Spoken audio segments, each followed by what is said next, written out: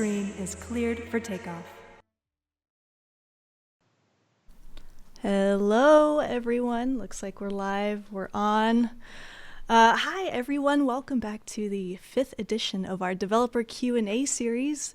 My name is Jayne. I'm one of the community managers for Microsoft Flight Simulator, and you can see there are 3 very familiar faces on the screen if you've seen any of our other Q&A. So I'm going to go ahead and let them introduce themselves, starting on the left with Jorg. Hi, everybody. Excited to be here again. I'm Jorg. I'm the head of Flight Sim here at Microsoft, and I'm super excited. We have 90 minutes today.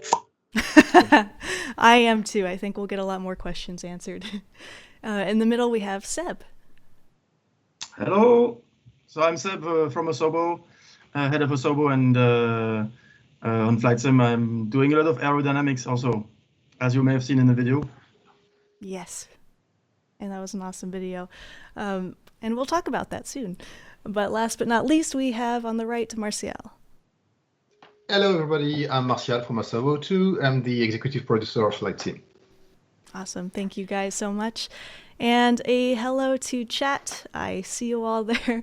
We have a lot of familiar faces that I'm seeing right now, over 500 people here so far. So welcome. Glad you guys can tune in again to this very special Q&A. Obviously, we didn't have one in December, so we could give our devs here a break, but we're back and ready to answer a ton of your questions. We have pulled a bunch of questions from the forums where you guys submitted some, but we also want to take a lot of live questions today as well. So we will all be looking at chat, and whenever we see an appropriate question, we'll all ask it to them, throw it over, and we'll go with that. So I think it'd be really cool to first talk about that feature discovery video that you're in, Seb, about aerodynamics.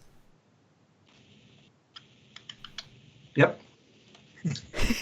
So there were a lot of comments in YouTube and also some of the questions we got from the forums regarding the video. And I don't know if you just want to go through a couple of the comments. I recorded a few of them that were really interesting to me anyway, based off of that video. One of them, which I thought was interesting, is Javier asked that you said something about updrafts because of heats and lakes. Does that mean the sim will make simulations of thermals? You hope so. So yeah. So this system is already in there. So in the aerodynamics video, you see at some point we show these little blue particles which blow through the world. So what this is in the simulator we just throw particles in the world, and they go through exactly the same simulation than the airplane surfaces do, and then they just get blown away. And as you can see, when it goes up a mountain, the particles go up, and so this obviously this effect decreases with altitude. And on the other side of the mountain, it's more random, right? It tends to go back down, but there's more turbulences. There is updrafts also, so not necessarily. So on flat terrain, you also have updrafts. These are more intense under, as you know, like cumulus clouds, like the clouds which go up. Like if you fly under these, you get more.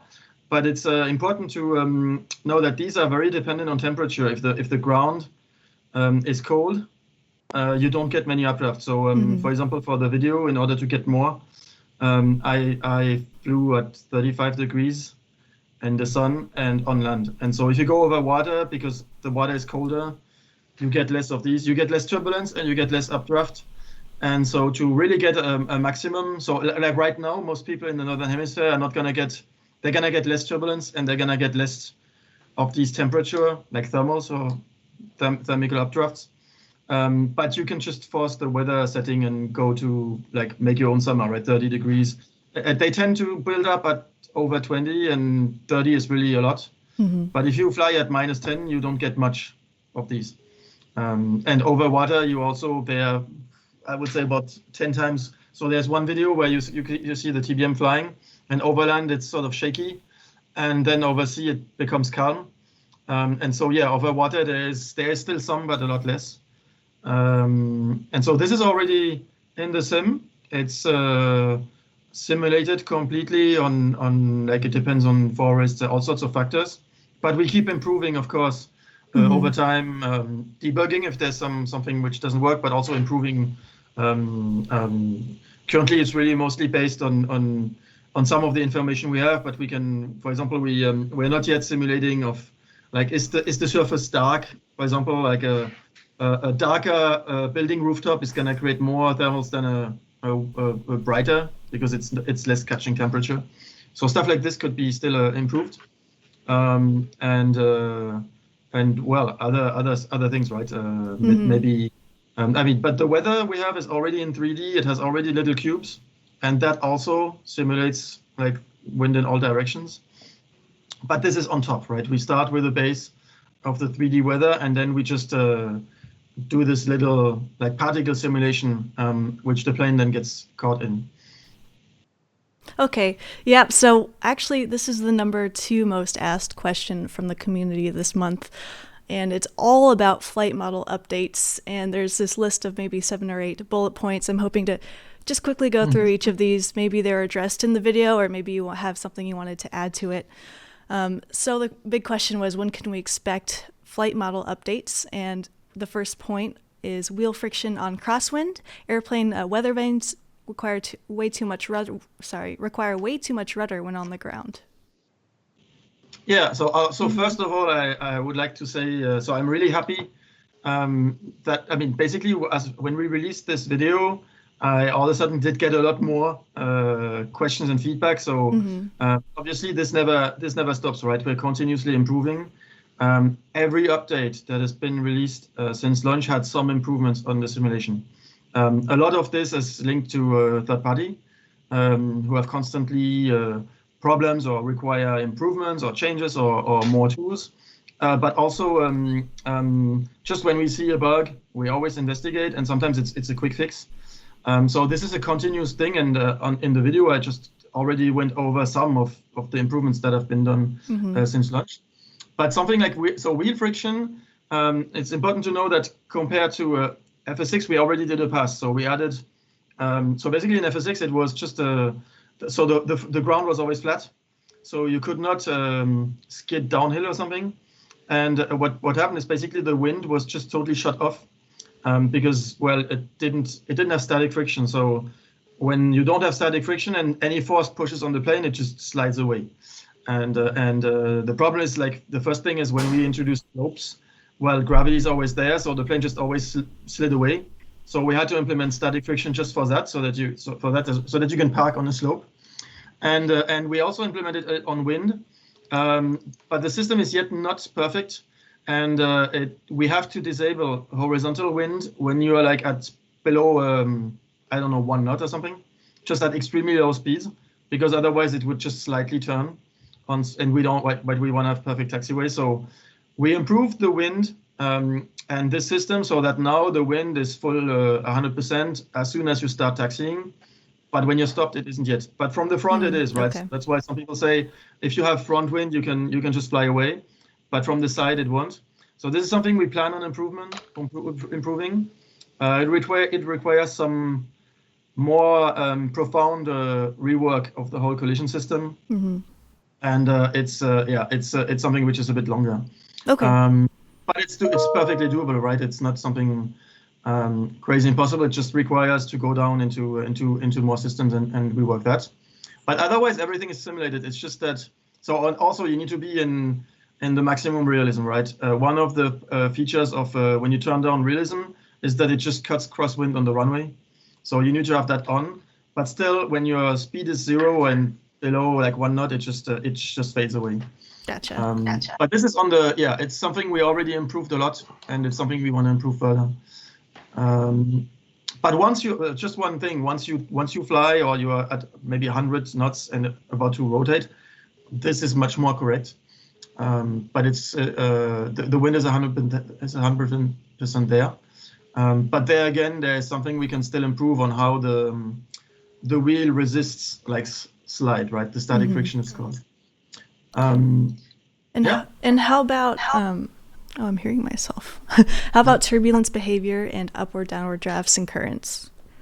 So this I talked about just before, right? So it's something we have already. So since launch, we added the fact that on water, there's the differentiation between water and land. We added the fact that temperature is also taken into account, like the actual weather temperature. So before launch, there was already like mountains, hills, and buildings and forests. And so we keep improving that. Also, there is, as this is something that was really new, there's just a limit to the effect. So in the video I showed, it can build up to 1,000 feet per second. If you look at some extreme weather on the internet, you can see that updrafts, they can reach 10,000 feet per second, per minute, sorry. So we have limited it, but this is, I mean, when we get better and better, I think we will unlock this further and further. But currently, like if you start with a light plane, like a X-Curb, and you get a 10,000 feet per minute updraft, you would just not understand what is, like it would look like a leaf. So I would say this is something which we keep improving, but also I think we need to add more systems where people will understand why they're just getting shaken around in that case. Okay. One thing we had during the alpha is that this was much stronger. I think updrafts were limited to 4,000 or 5,000. And some people didn't understand why on final they were just going upwards, and it's because they were on a hill and the wind was going up. You should be more concise, Seb. We won't have time to talk. Sorry, I thought we had. You're so passionate. He's like, but we have 90 minutes now. Yeah. Move. Well, a couple more points on flight model updates. Adverse yaw effect is a big topic. Yeah, so this is already in the sim, but it's per plane dependent, and so in the video you can see it on the Cessna. I show it. I've had other reports from pilots that it was just too weak. It's not absent, but it was too weak. I will go over 2 points at the same time, right? And inertia 6. Our community team showed me a very nice thread about someone who had a new way of measuring, basically on a timeline. Like there was an input on a rudder, and then there was the plane just sliding. So I really like that way of visualizing. So we added a tool that shows the same in the sim, and we have now a program where our pilots are gonna record this on actual planes. So we're going to collect the data on planes, so that we have actual, because it's not very easy to find that on the internet and it's not something that it's not on a POH or something. But we're gonna collect the data on real planes. We have the tool now in the sim, and so we're going to be able to look side by side. But it's on a plane by plane basis, right? Some planes are heavier, some are lighter, and we're going to do this. So the first one is the 172, of course, that we're going to collect data, and we're going to move plane by plane. And adverse yaw and inertia, it's sort of the same, right? When you push the rudder, what happens? That's great. Okay. And how about turboprop drag? So the turboprop, as I explained in the video, this is the big topic that we're starting. So we're full inside of it, right? We have while I was doing the video, we were already full in it. And so we're improving the whole turbine and turboprop systems. And so this is in the works, and expecting one of the upcoming updates whenever it's finished. We're not just improving the systems, but also the debug tools and authoring tools, so that it's easier for third party to make these, and visualization, and just so that we can basically confirm that our system simulation is exact to the data. But yeah, we're right in it. Okay. 2 more here: P factor and slipstream. Yeah, so these are also shown in the video. So this is all implemented, and it's just a per plane tuning and setting. On a general, they have been tuned on the weaker side right now, because for a lot of people, these are effects that when you fly, it's like the first thing you're like, okay, why is it not going like a car straight? Why do I have to do rudder on climb? So they are present, and it's just a plane by plane tuning. And so these have already been tuned once since release on many planes. And we're going to do further updates, but all the effects, P factor, slipstream, you've seen it in the video, right? The engine effect on the slipstream, on the surfaces. This is all already implemented, in just a matter of iteration over planes and feedback. The last big thing to cover would be wake turbulence. So wake turbulence, this is not yet in the sim, and this is one of our upcoming. It's it's on our backlog. It's not far away. I think it's going to be just after turboprop. So in the next months. Okay, very cool. And another interesting comment I saw on YouTube. Now I don't know if you'll have an answer for this, but I thought it was a cool suggestion. Wingview Productions said you should add the customization screen under each aircraft an option to assign control panels for yoke, throttle, pedals, so you don't have to change it, and the options before each flight to match the aircraft you're going to fly. I thought that was very interesting. Wondering if you've seen that recommendation before, or if you're interested in doing that in the future. I would say yes, interesting. Need to look at it in the. But yeah, assigning basically a profile for each plane or something like that. It's something we were talking about. Yeah. It's come up before a few times. It's very cool. On the backlog. And number 7 I see on the list is also ground effect. This has already been improved earlier this year as a request of one of the third party, and it's also going to come in the next, or either the next update or the one after. There's been a few tweaks on ground effect, and I mean it's probably still can be improved, but it's already been improved since release, and there's another improvement coming. Yeah, that's great. Thank you so much, Seb. I'll give you a break now as we'll move on to talk about our upcoming update, the UK World Update coming soon. And Jorg, I'll pass it on to you to talk about this.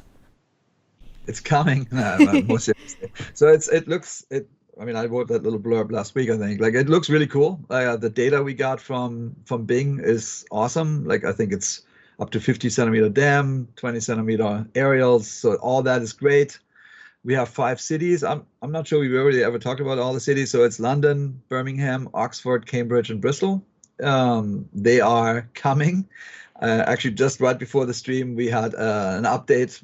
It just went from the Bing team. They got it working to Asobo. There's some more work to be done. So it's going to be a few more days, but at least the fundamentals are in place now. And we can, fundamentally, we looked at it and we said, can we really, or should we really launch the UK and Ireland, by the way, without London? And we decided it would be kind of unforgivable. So we're going to wait. It might be next week, but we don't know exactly the date yet. So we'll just sit tight, but people are like crunching on this, honestly, to get it up and running. I think we showed a few screenshots on Thursday last week, but just to hold you over just a little bit more, I think we prepared just a little bit of the trailer, not all of it. It's not all done, but Jayne, I don't know if you're ready, but if you could run that just as a tease. Sure am. All right, I am playing for you guys a little teaser of the upcoming UK update. Here we go.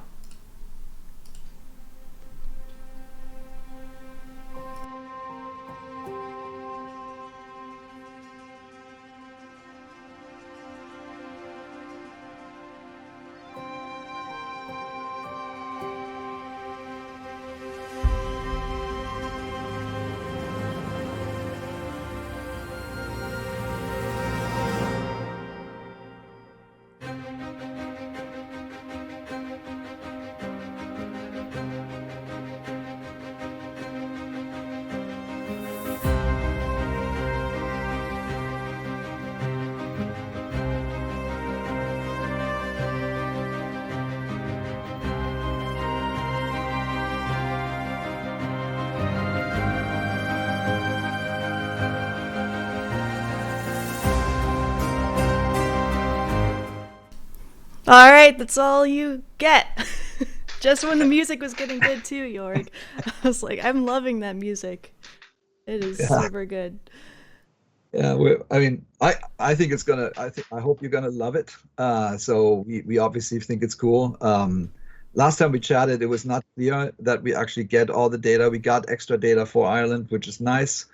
So I think overall, it's coming. It's days away, not weeks. So stand by, be a little bit patient. Thank you.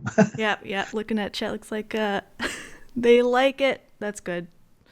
I'm really excited about it. Thank you. And Jorg, I think maybe you have some other things to tease about possible next world updates as well. The next world update. Da, da, da, da, da. So it's funny. The very first comment on the chat. You had it right. The next update is France, and in Europe we would say Benelux. So it's France, Belgium, Netherlands, and Luxembourg, and it's planned for the end of March. I think it's gonna be great. So yeah, we're already hard at work on it. I know several people who are really excited about that, especially Belgium. So does that mean since we have people yeah. in Bordeaux, right? So I bet we'll get some really cool points of interest in that area. I'm really excited to see what you guys come up with. Yeah, they're looking forward to it. Cool. That was a really nice teaser. Thank you so much. So we'll move on from the world update to our upcoming Sim Update 3, which I believe is slated right now towards the end of February. So Martial, you're up. Can you give us an update on what you're planning for that one? Yes, of course. So we've been working a lot of the Garmin system for the G1000 and G3000. So we've got a bunch of new options there, including a lot of navigation options. And a very small one, but I like because it has been asked by the community, which is the setup of the luminosity. So you can at least dim the systems now. We also did some updates on the weather system. This is happening on the weather panel, so you can have a better understanding on what's going on about winds and the gusts. And we also did some options for tweaking. So Seb could talk about that for hours, I guess. We did some stuff to tweak the center of gravity and the engines, because every time you're flying with a plane, we always talk about the plane we're flying with the club. It's never the same setting. Even if it's the same model, you never get the same behavior, because the CG moves a bit, the engine gets some. Can be used sometimes, so you never get the same performances. So we will allow user to tweak a bit those performances, the center of gravity, the performances of the plane, and also the other tweaking system we will include is to get a tweak control on the surface authority. So you will be able to set up the behavior of your plane, and you can have it match a little bit more closer to the plane you are used to fly with. And also, finally, we are expecting some improvement with the visual effects. And we are doing our best to bring the Contrails and some first version of the landing effects. The team is working very hard on that. There are still some issues. They're so dedicated that they want that to be perfect. So let's hope that we will be in a position to bring this in the next sim update, the third sim update. If not, I can guarantee you that it will be in the fourth. Yeah, and that was one of the top questions from the forums was when is Contrails coming? So that's really great to know. And chat, if you have any questions about anything Martial is talking about regarding the Sim Update 3, feel free to ask. I'm reading it now. I'm seeing a lot of questions that are going to be answered later, which is why we're not answering them yet. But thank you anyway. Sim Update 3 will it have visibility option? Visibility option. Can you expound on that, Biological? Express says, and what did you mean like water effects on landing? Is that what you were referring to when you're talking about contrails and landing effects? So yeah, so on landing effects, we've got the first version of it, which is like smoke and some effects when the wheel touches the ground. We will later on bring some effects depending of the kind of surfaces you're going to touch. It can be grass, dust, and later on we will try to bring water, snow, all the other materials you could land on. Awesome. Is a development rework? Hold on. Is a development kit rework part of Update 3, or is that still limit the add-on developer as strongly as it does now? So I guess update to the SDK maybe. Yes. So the SDK's got its roadmap, and it's going to be to bring some other SDK updates there. Like I wouldn't say it's the usual business, but we are working very hard with third parties so we can improve the SDK, so we can bring more and more add-ons like new planes. Maybe you can talk about that. And it's a close relationship we've got with third parties, so we can improve our tools and bring updates every time we update the title. Okay. Got some clarification on the visibility question. They meant adjusting visibility for IFR or VFR conditions. Currently, visibility can only be adjusted using aerosol density. Okay. No, I don't have any answer to give. So we're studying the question. I promise. So I also seen some Icing question in the stream chat. Yes. So yes, we can talk about that. So it won't be brought with the next sim update, but we will try to improve that in the next one. So it looks like people are complaining about this Icing system. I mean, the visual being a bit too strong. So I want them to be reassured. We're going to try. No, we're not going to try. We're going to bring a system on which you will be able to tweak the icing. Just a word about that. It's not like an on-off conditions. We did a formula that we're giving by the weather specialist to exactly guess what are the icing conditions from no icing to severe conditions.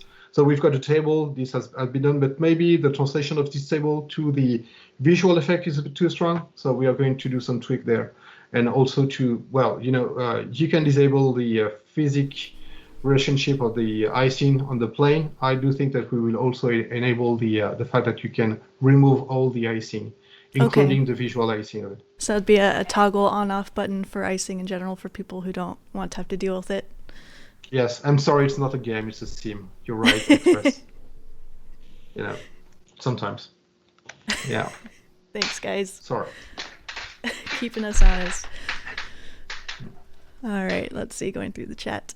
Any more questions regarding this particular update? If not, we're going to move on to giving you some updates on the feedback snapshot, particularly the wish list item section.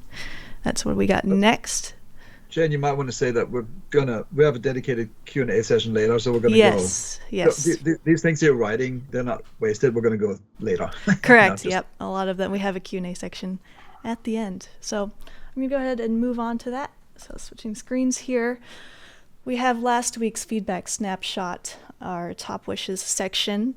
And of course, number one, the fly-by-wire community mod. We have an update from Jorg. It's going really good. So I talked to the team, or the leader of the team at least, quite a bit. They are now in direct communication also with Asobo. There were honestly mostly some sort of legally type of things, because their stuff is open source. So we needed to make sure that everything is good. So far, it's going good. We are prototyping a free section in the store. It's gonna take a little bit because it's a bunch of UX work, but the hope is the moment we have all the paperwork in place, the will is there from both sides to have the plane in the marketplace. We see how much everybody loves it, and we think it's great too. So you should think that this is coming. It's not like nothing's ever signed until it's signed, but everybody wants it to happen. So the fly-by-wire guys have been great. I would even extend that. We were talking to the working title people just as well, and Salty, so the CJ4 and the 747, and the intent is the same. That these community enhanced planes are going to be in our marketplace at some point, hopefully in the near future. And so at that point we can cross off the number one request. Right. But we took this very seriously. Right. Thank you, Jorg. The community is really excited for that possible integration. And I think probably the most asked question in chat today is about the replay functionality. So I don't know if anyone wants to address an update on how that's going? I mean, I can say one thing. So Sure. We have had a team working on that for quite a while. So the one priority we had was our internal needs, because we are making a lot of videos, and our video team was also having requests and some stutters at some point. So that was now just solved a few weeks ago, and helped a lot make the videos for the UK update. And so that being behind us, we can now focus on adding a replay feature. Our initial goal is to have something simple. I think trying to focus on what people need most, and it's going to be record and play. And so yeah, we're not going to make a full system with timelines and etc. But our priority is to get something stutter-free, just like the video team has. And so currently we're working on it, and we don't have a release date yet, but it's on one of our upcoming tasks. Awesome, thank you, Seb. And our next question is on multiple screens. Is there an update on that?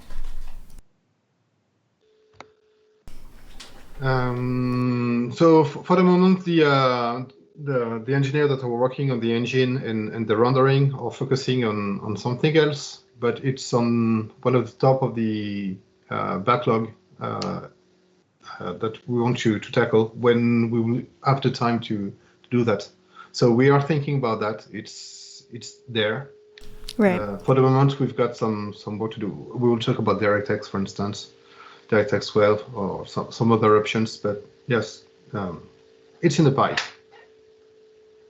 Perfect, thank you. And back to you, Jorg. Do you have an update on our scenery gateway system? I do, and that worked great. So we talked about it last time. I think we gave like some mailing address to send this to, and folks did. All the people that have deep insight into how the system works, mostly for X-Plane. So they got in touch with us. We looked at it, and we just had a meeting this morning. I could say it, Martial. One of the programmers at Asobo is currently doing a prototype. But fundamentally, we heard you that you want to go do that and that you want to help with making the airports better. It's just a question of time, but we've started. Yeah, big up to Eric. Here we go. Yeah. Seb, do you have any updates on DirectX 12?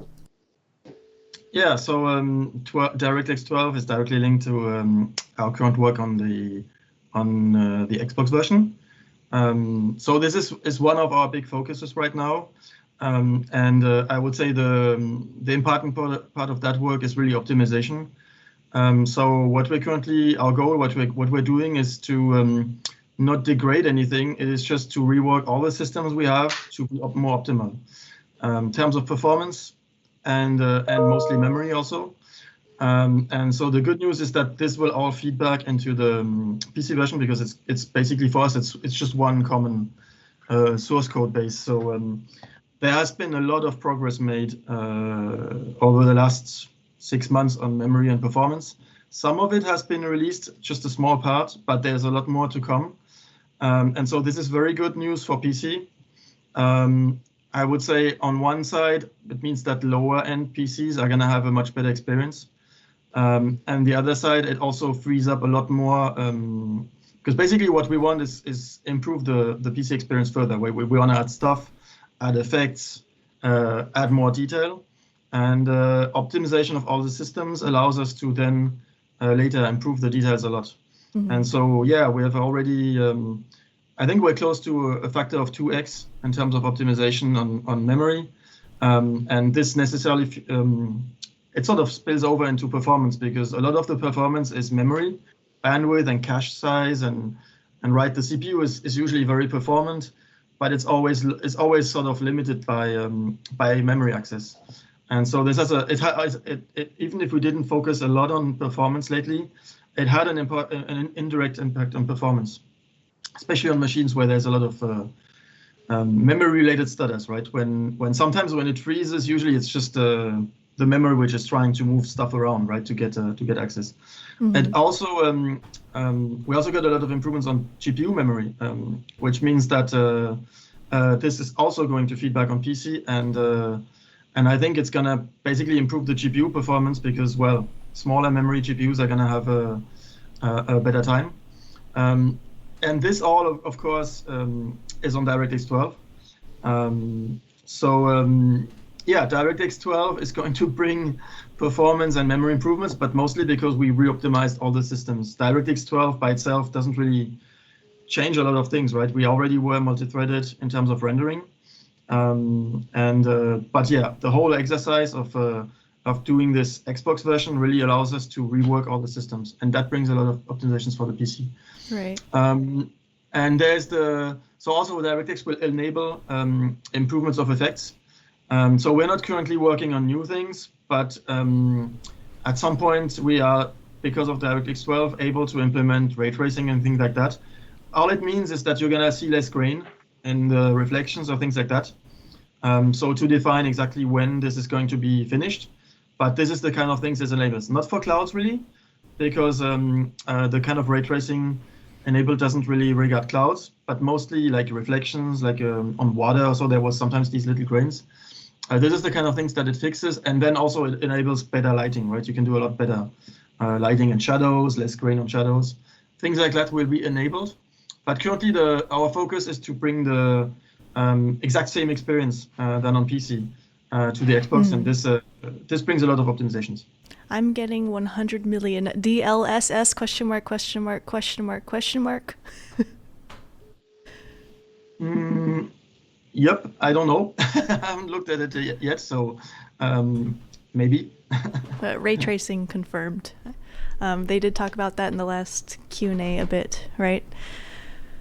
I had some people asking if ray tracing was going to be in it. Yeah, so yeah, working on it, but I don't know exactly yet when our real, I mean, the first priority is porting the same experience. Yeah. And then improving on it. So ray tracing is really a new effect. So and you have to also make it backward compatible because not everyone has it. So right now our priority is just making the same core experience and improving the PC performance. But it will enable ray tracing, of course. And at some point, yeah, everybody's going to be on DirectX 12 instead of 11. Yeah. Awesome. Thank you, Seb. And Jorg, would you like to comment a bit on mountain terrain? I do. I actually wanted to talk, like, maybe I said that before, but I wanted to say something about weather, because this is it's all the way up there. We kind of said, hey, we're not planning on it. And I would just want to explain. Look, people can go, I mean, I actually downloaded it, right? So there's a solid tool from a third party, or two actually, that allows you to change some stuff in the weather. I consider weather, or we consider weather, as a core functionality of the sim. It's going to be super important for, I mean, I saw the chat, gliders, all kinds of other things. It's going to be super important. So we can't shard the functionality. We need to get it right in the base sim.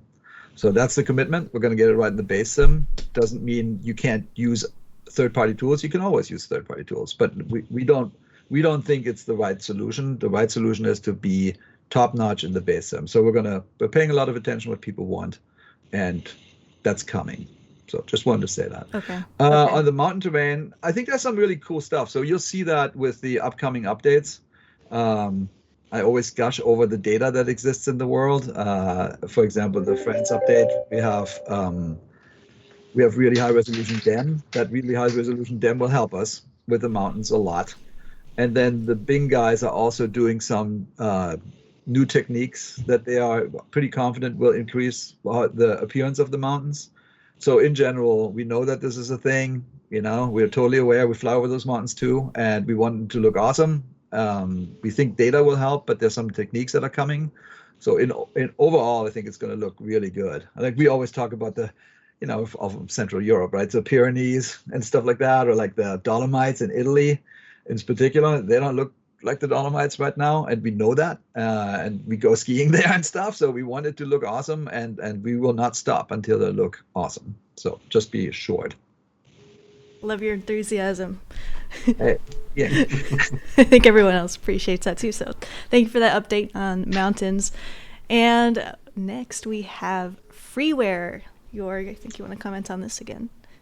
Yeah, so it's actually somewhat related to the things we talked about with fly-by-wire and some of the like the salties and there's 10 of them actually. I don't know if you play all those, but there's 10 groups that basically enhance the base games, which is great. We also know that people make freeware. It's all staging, right? We heard number one thing, fly-by-wire, please. Okay, gotcha. So we're going to do that. Freeware is now in the plans. We don't really have a timeline for it yet, but I think it would be great. I like some of these liveries too, and other things. So we'll do it. It's just a question of when exactly. Can't quite commit yet. Mm-hmm. That's great news. And I think one cool topic we can get into now, Jorg, is regarding VR, and we have something new to share. Are you okay with me sharing that now? Yeah, that'd be cool. I think I think Martial, maybe you're going to talk to it in specific, but what I fundamentally we wanted to say was we obviously launched VR in December. We had a beta before that, so we got some input. And, we see how many people play VR. There's quite a few, and those that are playing are super dedicated, but it doesn't rise, like when in our feedback snapshot, it doesn't rise to the top. Right. So we decided to make a separate VR snapshot just to show you we've heard you. This is acknowledged, but we're now it's just started. We're just now in the beginning of planning. So, Martial, do you want to talk about this? Well, yes. So for the moment, it's very. You will see, it's very vague, right? We did not have the time to put everything on the schedule, but as Jorg said, VR is now part of the core experience. I personally, at home, only use flight sim with a VR headset, so I'm convinced of what's needed to. Oh yeah, it's hard to go back to a flat screen. Yeah, so I won't show mine. So yeah, the VR controls on an RN pipe, everything's to help user to have a better interaction with the cockpit. This will also be bring with the we were talking about the Xbox port. So with the Xbox port, we had the chance to rethink the way we're going to interact with the cockpit. So these are some side effects, and the good side effects will be also easier using some VR devices to interact with the controls. And do you want to talk about any of the specific improvements that we're seeing on this new VR feedback snapshot that you're excited about? Performance is the graphics. Seb already talked about that. So every improvement we're getting on the title, the VR will benefit from that. Controls, I've talked about that. It's on the pipe. The brightness slider, it's under investigation because that was a bit of a surprise for us. But we're going to work on that too. Which was important also, it was the scaling and slider setting. So it has been started yet, but the designer are working on that to have a better scope. The additional headset like Primax, we are using OpenXR. So this has been a choice to have a wide range of devices been working from day one. But as a consequence, there is a headset that does not support VR on all the functionalities of VR, of OpenXR right now. It's a problem for us. So we can say that we are in contact with just about all manufacturers of VR. So this is working through it. Everybody wants it to happen. It's just a question of are they going to come over to OpenXR, OpenVR, or whatnot. So it's in progress. Yeah, in general, look, there's a lot of TBDs here and things like that. Just know the whole point is this is obviously talking to you community. We're having our listening ears on. Please vote, give us feedback. VR is a continued part of the platform. We're going to keep working on making it better. That's all we can really say. We obviously play. I play all the time when I play VR nowadays. Wait, what headset do you have? A G2, like a G2, maybe. Whatever. But fundamentally, just please let us know what you need and what you think, and we'll pay attention. Please do chat. And I have been seeing them pop up in the forums, and obviously we got some of that from the forums, and into this new feedback snapshot. How often do you think we'll be updating this particular snapshot, Jorg? It really actually depends on you. I mean, I think there's this perception, and I actually think it's true, that the feedback snapshot is a little, it's coarse. So you don't see a ton of changes all the time. It's not like it's flying by, because the team is working incredibly hard, and there's hundreds of changes in every update we put out. But you might not see it that way. It might not come across this way. So we're trying to, this adds granularity. Some of the bigger items obviously take some of that stuff takes like a year, so it's going to take a while. I would say, I mean, we update the snapshot pretty much every week. I think you see that, but it doesn't mean that stuff is changing all the time. But we're looking at it. We have a meeting every Monday with you, Jayne, and others, and then we update this on Thursdays, and it's just a cycle. So we are constantly looking at the forums and the feedback. So it really comes down to how difficult are some of these things and how long do they take. But just know, it's given that we are organizing a lot of our workflow to the feedback snapshot. Like when it's on there, we actually tend to work on it right away. So it's important to keep that active, and we are looking at it weekly, and we're updating it weekly, even though it might not exactly seem that way. Right. And speaking of feedback snapshots, I believe there's even a new one you want to introduce, Jorg. Yeah, so there's something, so accessibility is an important topic for us. We have a dedicated strike team on that topic. Internally, we call this gaming for everyone. And since launch, we've actually stated that it's one of our goals to ensure that the simulator is very accessible. The wording we used was no pilot left behind. And that essentially means that anybody who wants to fly can, regardless of who you are, where you are, or what your abilities are, or what your disabilities are. So we did a bunch of stuff. If you look at launch, like we did all the standard things like color changes and font size changes, but the game has assists. You can take the code pilot can take over. Things that people really like was the quick menu toolbars, the visual guides for landing procedures, all those things. But we think we need to pay more attention.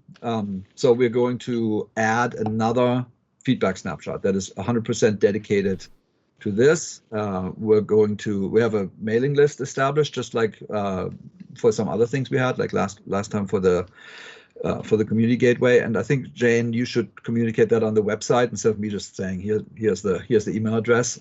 Sure. But please, I mean, so I get some very long, very insightful mails from people that have very specific disabilities that they say, you say you want all of us to be able to play, and we can't. And that goes straight to the heart. We want everybody to be able to, and we want to take this seriously. Right now, our feedback snapshot doesn't give us enough granularity. So please invest, if you have interest in that, please invest yourself, give us feedback, and we will, like always, we pay a lot of attention to what is being said to us. Sure. Absolutely. So we'll get the emails where you can submit feedback for that on the next development update tomorrow, I guess, is Thursday. Yep. Okay. Thank you, Jorg. And quick question from someone in chat from Carly. Hi, I love this sim. Have you talked about the issue of trees overgrowing secondary roads? I've tried fooling around with the files or using third-party apps, no luck. Like in my neighborhood, the houses are all overgrown. Thanks a lot. Can anybody answer to that? What is overgrown houses? I think the the trees. It's too many trees and slightly too long. Too many trees and trees a bit too high. Yes. So we're also going to work on that because it's also something we've noticed. And basically, in the town where I've grown, it looks like the place is in a forest, which is not. So we are going to improve and to work on that too. I would say it's. I have looked into. So trees, it's worldwide, right? But I have taken a specific example. I went take photos of trees in Courchevel, and actually it's going to be related with the optimization, feeding back to the optimization. So we found improvement in the tree system, which is going to give us a 4x improvement here. What I found in Courchevel is that trees are about as high as they should be, but in real life in Courchevel the trees are they're very thin, right? They're high. but they're not very wide, and there's just a ton of them. There's like a tree every meter or so. It's very dense. And in the sim, we have trees which are much wider, and so they feel totally oversized. And basically, yeah, we can, if we change the shape of these trees, we have to have more of them, right? Otherwise, it doesn't give the same coverage. And having found this optimization, which gives us a 4x increase, is going to allow to rework the whole tree biomes and species and just make it one step more realistic, right? And so I don't know if we're going to have a tree every meter, but currently I think we have a 10 by 10 meter boxes, and there's 2 to 3 trees per box. And so we will at least be able to double this, or we have a 4x optimization. So that's one step further. And it's all about how many millions of trees can we display, right? That's really the issue. And then of course you can go by height again. But the issue is that the art team tries to give an impression of a forest, and when you don't have the right number of trees, you tend to have an issue with scale, right? So that was really the blocker right now. And this improvement came from all the optimizations we're doing right now, and I think this is going to really help. Awesome, that's good to know. There are a bunch of questions here. We're about to hop into our Q&A section of this, but quickly, I'd like to toss it over to you, Jorg, to talk a little bit about the marketplace. Yeah, the marketplace. So I think we probably under-explained a little bit what the marketplace is and isn't. So our marketplace is, first off, when we first started, one of the very first things we actually did was talk to the third parties. And one of the greatest requests from the third parties was, can we please get an in-sim marketplace for the first time? Because there had never been anything like this before. So we went to work. We have an in-sim marketplace. And the whole goal of this is that people can share their things. Instead of steering people to websites that might be a little bit hard to find, it's very accessible. But what we don't want to do is we are not curating the marketplace the way you might think we are, because we want to enable people to bring their creations to you. And we obviously have a rating system, so people, please go rate however you feel about the content that people make. And in some ways, like, I buy a lot of stuff still to this day on Sim Market. It's kind of similar in many ways. So the one thing that we, when people want to give some feedback, right now we don't have the contacts for every single creator, but you should talk to them. They need to hear from you. Just like we always say, please tell us, what you like and what you don't like. I think they need that as well. So we're gonna that's the plan, to enable that. But just to explain the process, so we have established, I think it's now over 100 direct relationships with developers. They send us their content or their creations. We have a team that ingests that creation and that puts it in the marketplace. The price is decided by the creator, and we just make it available. And beyond that, we are not really, like some people, I've seen some stuff where people say, oh, let blah blah, not, let them, give them the ability to release their stuff. Oh yeah, but that's what the thing is for. So we are not in a decide what comes out in the marketplace thing. People can bring to the marketplace what they want. We try to help them showcase their work, and y'all can decide what you like, and that's as simple as that. I like it because I don't want to be the guy who says this is good enough and this is not good enough.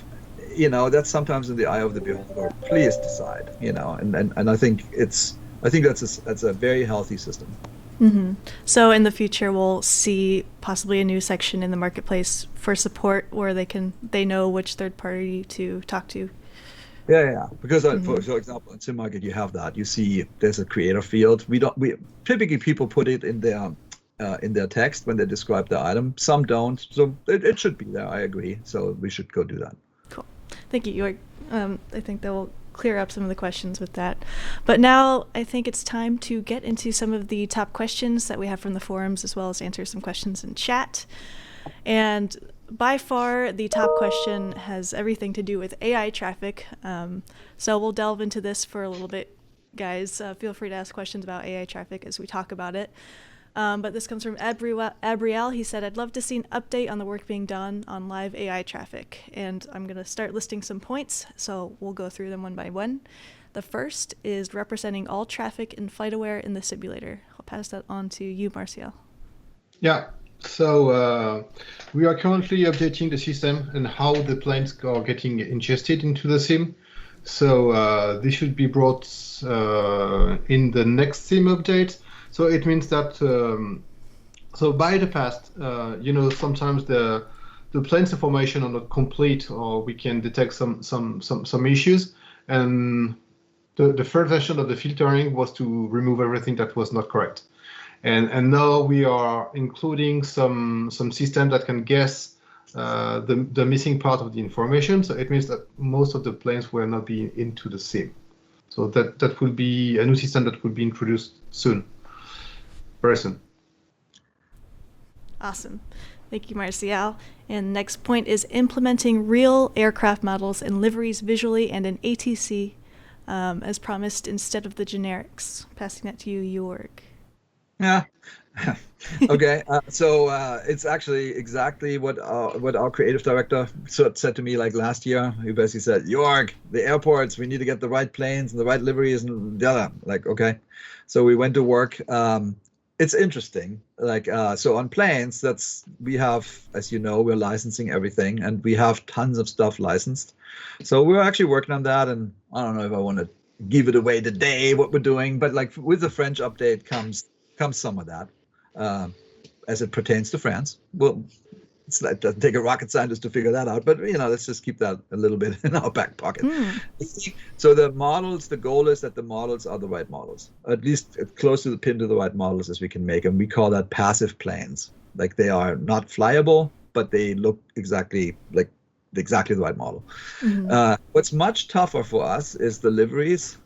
And I can tell you, just last night, in the middle of the night, I got another airline saying, we're busy, or we don't have enough bandwidth, and let's talk about next year. And it's a livery I really wanted. I really wanted to have it as part of one of the future world updates, and it's tough, right? The airlines, I think they are all a little preoccupied with other matters these days. And, I can say all I want, like, hey, we're this flight simulator and the people really care and it needs to be authentic. And they're sort of looking at me like, okay, we don't really fundamentally care about this. So we are a little bit bound by our rules as first party. Like, we will not put liveries on things that we don't have the okay from the people that own the livery. That doesn't mean you can't go to, MS add-on or something and download that awesome 600 livery pack, which I did. But we can't put it on our servers until we have the agreements. Now, there are some people just focusing on that. I'm actually one of them now. Like, I'm so determined to go make that happen that I would go spend a bunch of time trying to convince airlines to give us the okay. But that is the goal. I mean, if I think ahead, what I would like, a year or two, it takes time, right, to make all the models and make all the livery paintings. Ideally, we have every plane that flies around, and yes, helicopters at some point, right? Exactly the right model with the exact right paint job. I mean, that's what we want, and it's just going to take some time. But with the French update, we'll make at least a baby step forward. Right, that's exciting to hear. Yeah, thank you for the honesty on that one. Next, we have, handing off flights from live control to the AI when something unexpected happens. This is for you, Martial. Yes. It feels like I'm going to tell the same sentence all over again tonight. It's also in the pipe, so it's something we are working on, and it should be brought soon. Right. I'm sorry to say everything. But depending on the updates and the needs of the team, we've got to do the balance on the features. So depending of the next balance, it will be on one of the next update or the other. Right. But we're working on that. I think you did go into this pretty in depth in the last Q&A to know which improvements you're bringing first. So you can watch that last one if you want a little bit more insight into that. But thank you, Martial. And perhaps this might be the same answer, but the approach behavior, there are many airports in the AI where approaches are too high. Yes, so it will come with the same update. Okay. It's a global refactoring that will happen on the AI next to airports. Yeah. Awesome. And let's see, I have two more here. Behavior on the ground. The AI will brake too hard on landing and slow down too quickly. I think we maybe have talked about this already, Seb. Is there improvements for the behavior on the ground there? No, I haven't looked into it yet. What we did is, since launch, is we tweaked the braking distance of all planes. So at least that should fix that a little bit, but definitely they may still brake too hard. Yeah, that's something we haven't looked at, but it's linked to the AI behavior. Okay. So it will be part of the subdata I was talking about. Yeah, I gotcha. And then the last point was working with modders that are already working on it and providing the SDK tools to help. This one's for you. I think we'll have more to say about that next stream. There's some great stuff that Working Title is doing on that, and see how exactly this moves forward. But we love their work; it's awesome. So how can we get this integrated? It's definitely a topic, and let's talk about it next time for sure. Okay, a couple of things to go through still. Okay, so we have information and plans, but we'll talk about that next stream at the end of February. And let's see, I'm going to take a question here from chat. Now, actually, it's funny, Evidence, this is exactly a question we have to talk about, but this one comes from the forums from Evidence and also from SimTom. After shutting down your aircraft, the sim pauses the flight and shows the logbook. If you click continue, you can go back to the flight, but it won't be logged anymore. Is there any possibility to disable the end of flight screen? So to disable the end of flight screen, I don't know if it's the good solution. The fact is the flight should not end. The rest of the flight should be still recorded in the logbook. So I've seen also a lot of complaints about the behavior of this. It's definitely a bug, and it's definitely something we will have to fix. Okay, so marked as a bug. Okay. Yes. Perfect. And here's a question from chat from ESPN. Will Sim Update 3 be pushed out due to the delay of World Update 3, or is it on schedule? It looks like it might slip a week. We don't let's one step at a time, right? So we have this branching system that we have to, that's limiting us a little bit, but it's just a system in which we work. So we had just a discussion, depending on how long it really takes to finish England, make it great, Ireland, sorry, United Kingdom. It might affect it. We think it might, but it's something like a week. Like we think we're going to have caught up by the next World Update. So you may see the updates like trains, but we are using one rail. So at the beginning we've got different rails, and then the trains get assembled with different parts, and then it's pushed to the QA and the publication process. And once it's in this pipe, it's hard to when the room is taken, it's hard to make the other stuff happen. So that's why we need this delay. Mm-hmm. Okay. Thank you. And let's see, I believe we already answered update. Yeah, we answered update on replay mode. We're good there. We talked about icing. Did anyone want to expand on icing at all? Or I can spend more time, but yeah, well. Yeah, I think we already talked about that. We're good there. Okay. Okay. Okay, here's one. So this is also from the forums. We mentioned this earlier, but are we aware that there is some kind of bug with live weather where it shows clear skies first, and then if you try to load in your second flight, the live weather does not work anymore? Seb? Yeah, I mean, it's.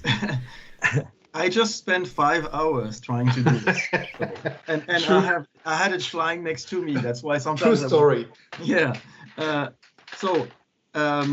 There was an issue with live weather on the second flight at launch, even I had it sometimes, and we fixed that in September, and we thought it was gone.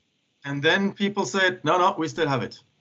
And so since then we've tried to reproduce it. I just tried 10 flights, changed plane, longer flights, shorter flight. I had a TBM flying on autopilot for 3 hours, went back to the menu, went back in the sim, and I still haven't had it.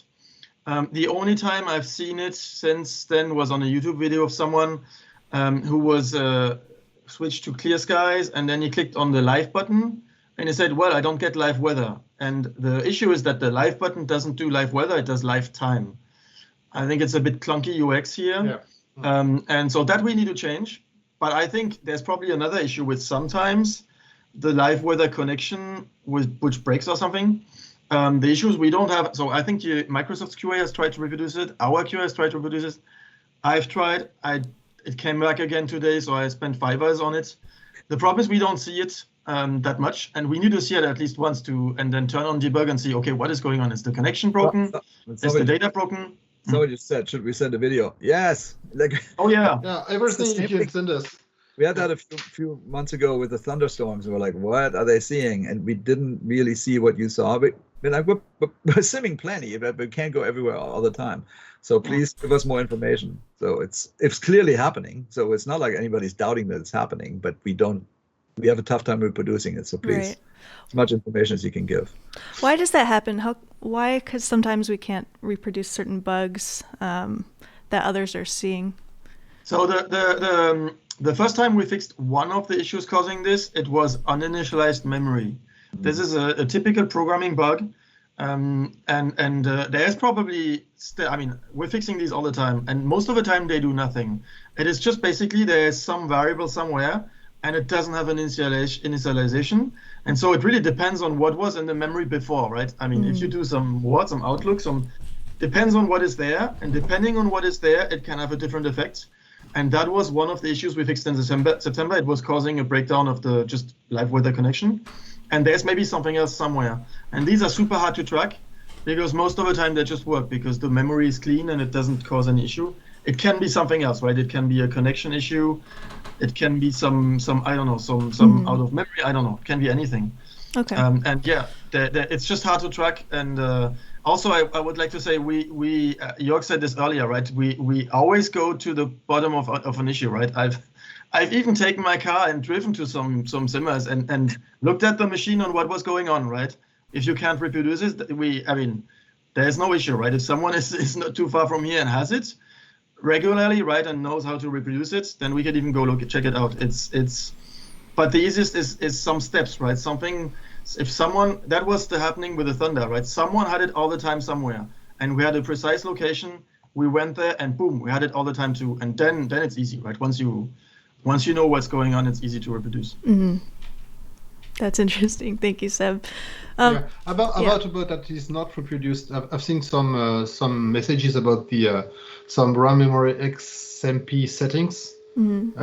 It's also something that hasn't been reproduced. So if the one that's got this issue can send us the spec of his machine exactly, so we can reproduce the machine, see what's going on. Because also you can only fix bugs when they occurs, and it looks like we need some specification here, so more info. Gotcha. Okay, thank you.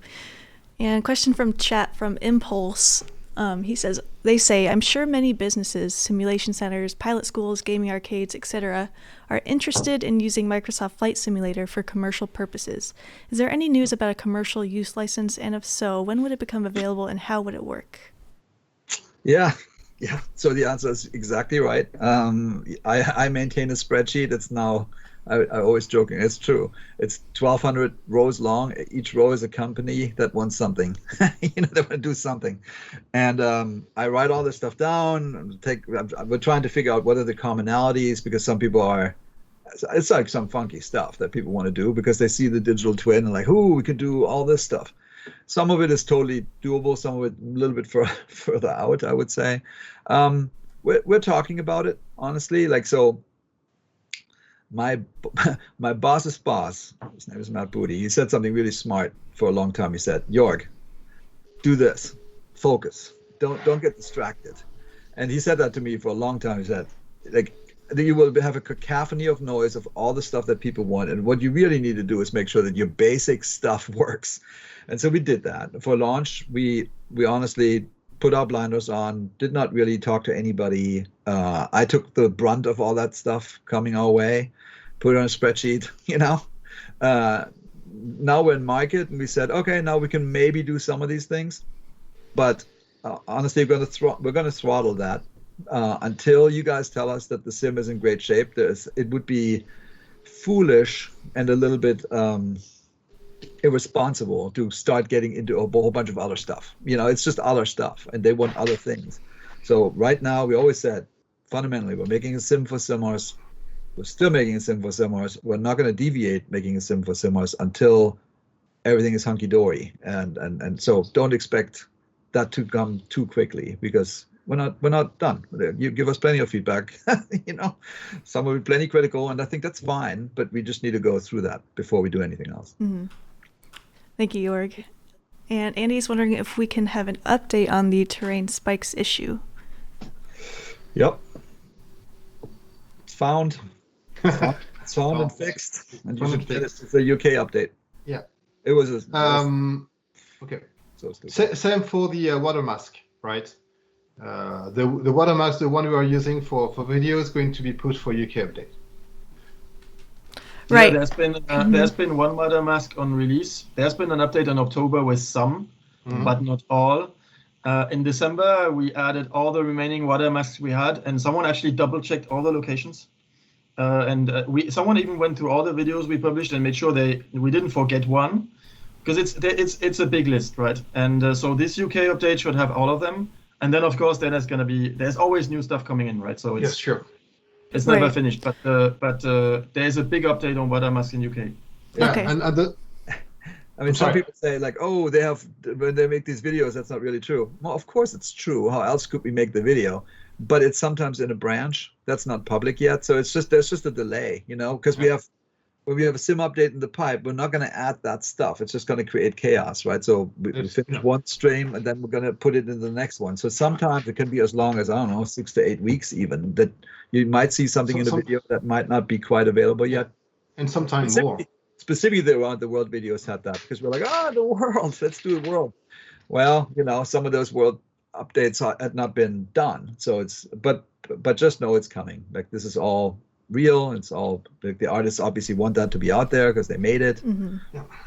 Yeah, I think the big question was around the Oceania world trailer, but Seb, you mentioned that most of those water masks will be in the UK update.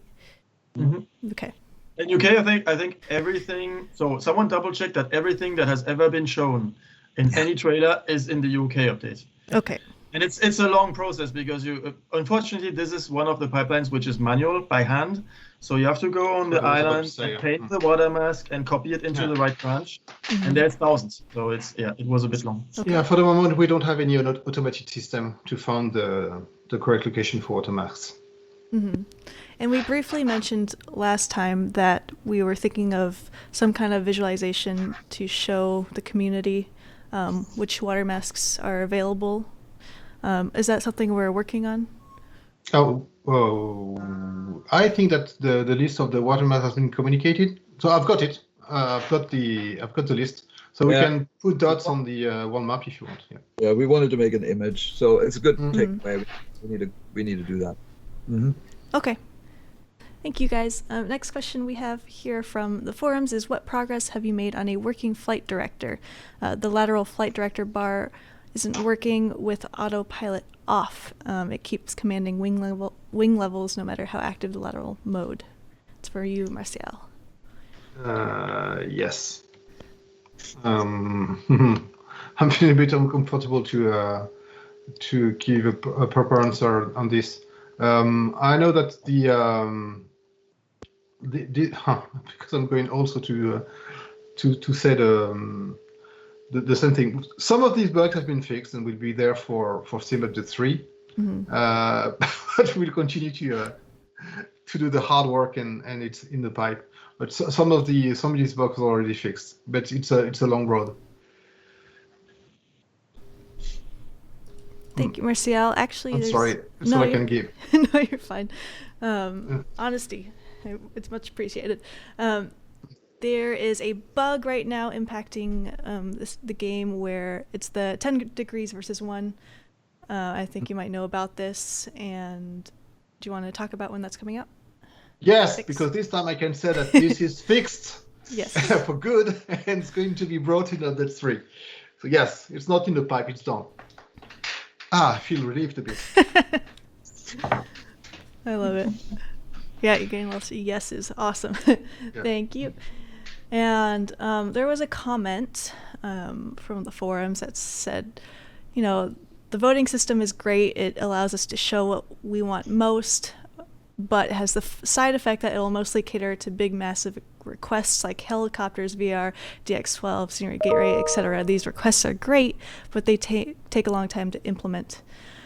So I think basically the question here is, what about the smaller bugs that probably won't ever make it to the top of the feedback snapshot? What happens to them? Are you looking at them, etc.? Well, Jayne, you could explain that. Because we just put a system in place. You want to explain? We did, yeah. So I'm glad that the voting system is implemented, but we acknowledge, it isn't a perfect system. Obviously, the most popular bugs will live in the feedback snapshot. So what about all those other bugs, the smaller ones? We did just put a system into place recently where all these bugs, no matter how big or small they are, they're logged by me and the other community managers to the developers. So I don't just look at the most highest voted ones. I see which ones are active, even if there's 1 or 2 votes, and I make sure the devs see those. Of course, after that, based on the severity of the bug, it'll still be prioritized and scheduled for a future update. But they're all seen no matter if they're in the feedback snapshot or not. The feedback snapshot really serves to show you what the most important ones are to you in the moment. So, yeah. I mean, I would just say we strengthened that pipeline. It was definitely overwhelmed at launch. Right. There was just so much feedback.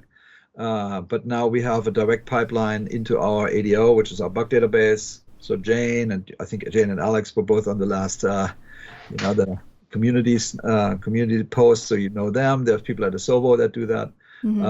So it goes straight into our triage. We triage daily. So if you find something that's urgent, we'll hear about it right away. Don't worry. And that's not like we're waiting somehow magically and we're just working on the feedback snapshot stuff. That's not what's happening.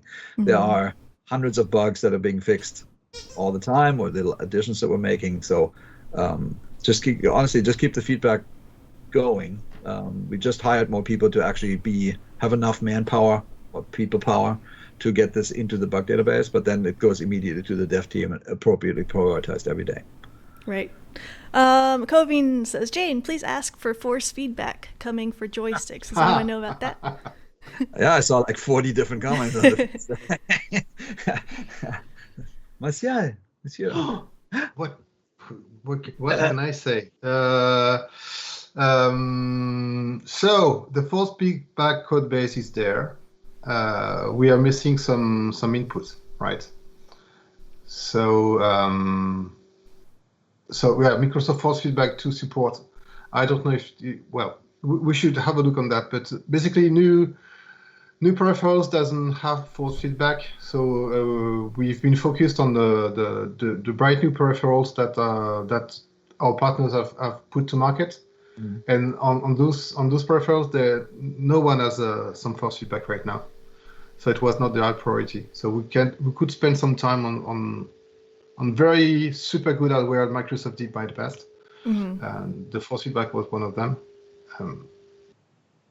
But for the moment, as Jorg said, it's just a matter of priority, and our focus was on new peripherals. For sure. Okay. Thanks, Martial. And I think we might have answered this, but is node-based particle system, it was in Dev updates, but then it got dropped, and I think people wanted to make sure that was still in the works. So for the moment, the effects are planned in Scene Update 3. We still have to do some hard QA tests to see if this has no hard impact on performances and that the quality is sufficient for the art direction. And if this passes the test, then it will be in Update 3. If not, I can guarantee you that we will focus it so we can bring that in Update 4. Yeah, this might have been also about the SDK, because we had it in the SDK for a while. So just know that the team it's kind of, Martial said it earlier, the team is excited. Like I can't wait for Contrails, for example. It would be great. But they want to make sure that it works right. So it's going to come out in the SDK for those of you who use the SDK. And then, what y'all just said, it's incoming. We're not exactly sure which update it's going to be in, but in the next 2, I would say, roughly, right? I think that's. Oh yeah, next 2 for sure. Yeah. Cool. Evidence. Any info you can Sim update, share? I mean. Yeah, sim update. Any info you can share on A2A and Aerosoft aircraft? Can we expect them to buy them on the for Microsoft Flight Simulator 2020? It's funny. So with the our integration with Aerosoft, ask Seb sometime. It's very deep. Like it's daily, and Seb has been working. He's working hard on the COJ. But Seb, do you want to go over the COJ a little bit before I ramble on? Yeah, so it's in the final bits of tuning, more specifically just the engine, and more specifically fuel consumption, and so the team at Aerosoft is, I mean, they want everything to like 0.1%, so it's extremely accurate. There's all the data from the physical real world plane. And so, when the fine-tuning process of the engine mostly, and I think maybe a few small bugs, but yeah, it's daily.